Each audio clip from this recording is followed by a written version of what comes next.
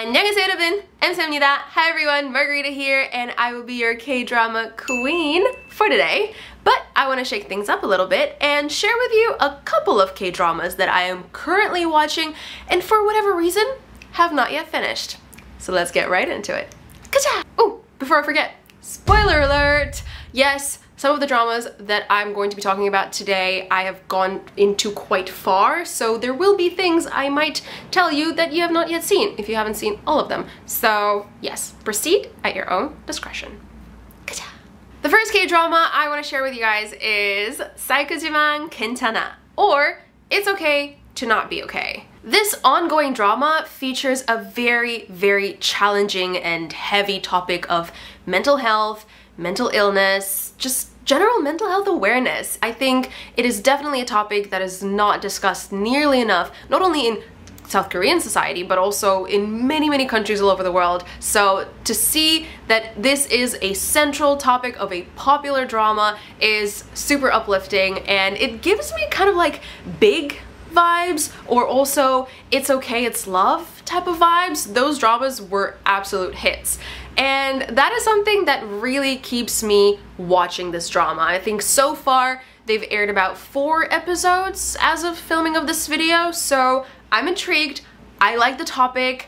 There are certain things that I'm not entirely convinced about, such as the chemistry between the main characters, or just kind of little bits and bobs here and there that just confuse me in terms of the plot. It seems a little bit unstable, and also, I mean, we're 4 episodes in and there still has not been like anything major happening that would define the plot going forwards. And everyone's kind of going to try and solve this, or just the crux of the plot has not yet happened. So I'm just kind of patiently sitting there being like, all right, any minute now. Of course, we don't seem to know the past of any of the characters, it seems, and it's slowly being uncovered to us in a very angsty and gothic-y manner, which I kind of appreciate. I'm not entirely sure if I'm digging the fact that this kind of gothic-y book vibe is aimed at kids in this drama, because I just don't think that's something that kids should be exposed to, but you know, to each their own. I also have a lot of issues with the way the main female lead is portrayed in general. I think she's overly sexualized, overly just shown as this absolute trash of a human being, especially for a children's book author. Like, you do not wear that kind of stuff to a children's book signing event.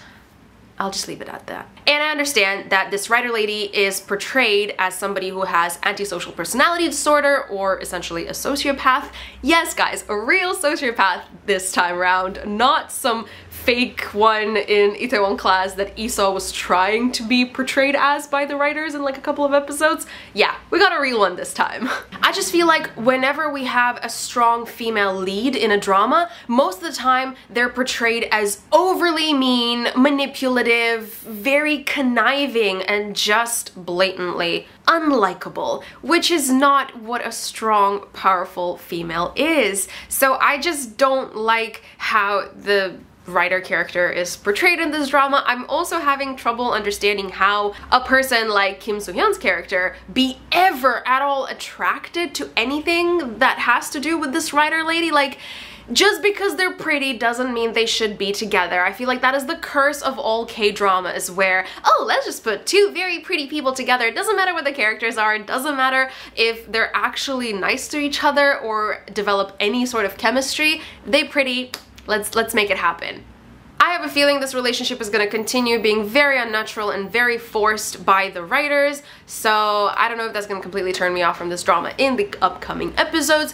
But what I do love about it are the cinematic effects and the certain choices, very creative choices that have been made, especially that one time when Kim Soo-hyun's character comes home with his friend and they start fighting with his older brother about like a book or something, and it's all happening in the background, it's all in slow motion, and in the forefront you have this phone with the agent just kind of like sending him texts of apology for whatever the writer lady did to him, and he's just there like apologizing and being all like, are you there? It was just so cute and adorable, and I thought it was such a creative way of illustrating that kind of scene. But overall, I am intrigued interested enough to continue watching this drama. So let me know what you guys thought about it in the comment section. Are you having the same kind of feelings as me, or is it all totally working for you? I really want to know. And now let's move on to the next drama, which is 인간 수업, or extracurricular. As we all know, this drama has completed airing sometime in spring, I believe, or maybe even winter. And oh my god, it is crazy. I have never seen a Korean drama be so dark and twisty and have such a crazy plotline. I mean, Korean movies, yeah, for sure, they're dark and twisty. But K-dramas? I mean, this was dark, like really dark, and strangely it was enticing. It was just such a fresh, not in a good way, obviously fresh, but it was such an unusual topic that I was shook and completely engrossed in the first 6 episodes. Like, I binge watched them in a day. But then something happened in the 7th episode. I'm not entirely sure. I think it was like the big gang fight where the big happy giant, not a happy giant, he's like a quiet giant, he got wounded and things stopped making sense to me. Maybe I wasn't following the plot that well, but I got confused in some points, and also it felt like the plot just kind of died down and very similar things kept reoccurring, like that girl that kept hanging out with the main character seemed to keep betraying him and keep stealing from him. She just keeps doing all this crap to him and completely controlling his life and manipulating him like there is no tomorrow, that it just started to get a bit painful to watch. She could have been so multi-dimensional and deep as a character. Like, there was some family drama, or that scene where she graphically wishes to kill them, which for a second I thought was real. There was depression and suicide thoughts and her crazy relationship with her mother. Like, I can see how a teenager like her can crack under that kind of pressure and just want to rebel and do everything and anything that she isn't supposed to be doing. But there were certain things that she did that absolutely didn't make sense, because she is actually smart and very clever. So I wouldn't brush those things off just because she's a teenager and like her behavior is completely unpredictable. No, like, it made no sense why she would want to steal her friend's money, even though she has a ton of her own. Fine, they could be her parents, but she's smart enough to get a job and get her own money, and it just did not make sense. To me, at least. There might be a very logical explanation that you guys have found, so please do share that in the comment section. Please convince me that I should finish watching this drama until the end, because at this point I don't even really think I should be spending time on it. But if you guys think the ending is worth it, without spoilers, please let me know, and I will actually get through it. And now, moving on to the next drama, which was, that one. Oh boy, okay. Can we just talk about The Monarch? Yup, that one drama that was supposed to be the grand big return of Lee Min-ho, the king of K-dramas and the melter of all the female hearts in Korea from age about 12 to 62.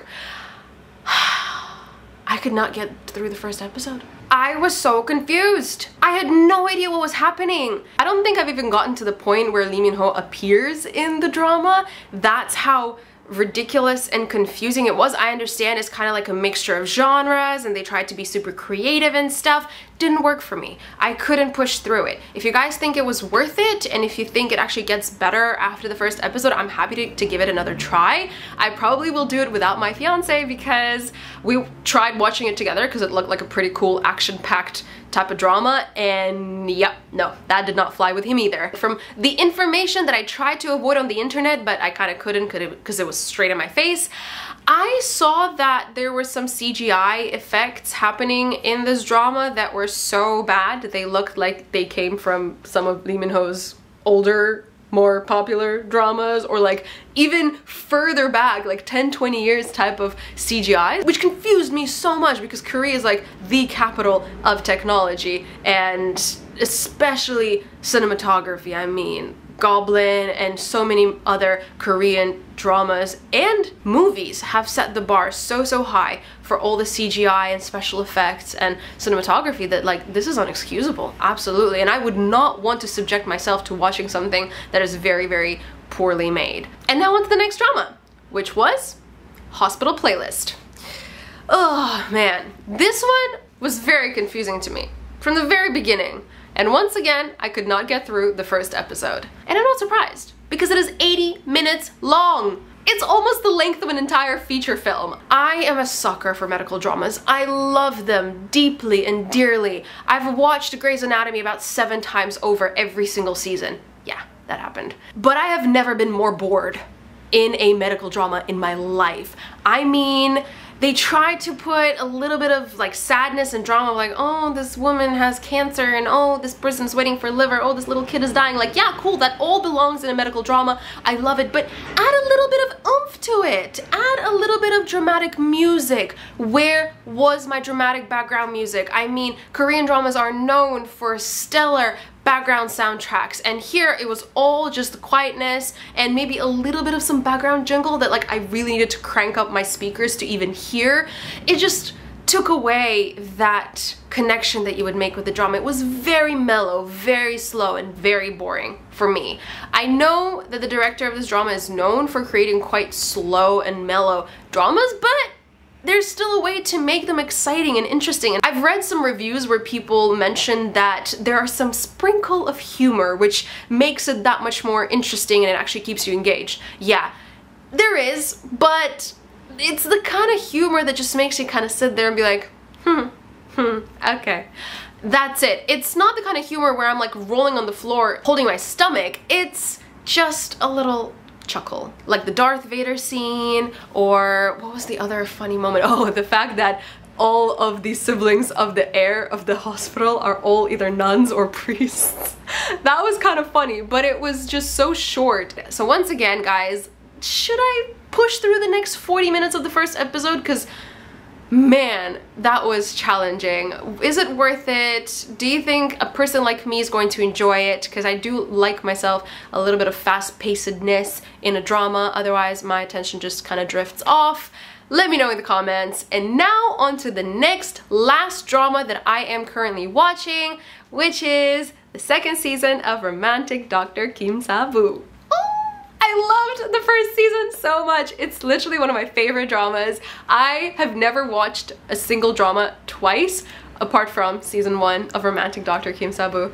It is so brilliant. I love the music. I love the supporting cast. Kim Sabu is just everything I would ever want my doctor to be. And I absolutely loved the relationship and the development of that relationship between the 2 main leads. I thought it was the cutest K-drama relationship I've ever saw. It was the most real one as well. It had some steamy scenes too, which was a nice little bonus.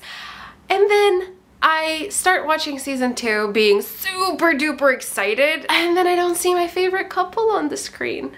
And then I see another couple, which I'm totally okay with because I really like Lee Sung-young and she's super talented. I have not heard of the guy, the main guy who plays the general surgeon with all the messed up past and stuff, but like he looks like a cool character, but where are my 2 favorites? And I feel like that, coupled with the first episode being a little bit slower than what we're usually used to with Romantic Dr. Kim Sabu type of drama, that I just could not finish the first episode either, and I feel so bad about it because I love medical dramas and I love this particular drama specifically. So guys, please, at this point, I'm not asking you to like potentially change my mind, I'm asking you change my mind in the comments, okay? Give me a reason, without spoilers, to continue watching this drama because I need it. Please give me faith that this is gonna be just as good as the first season.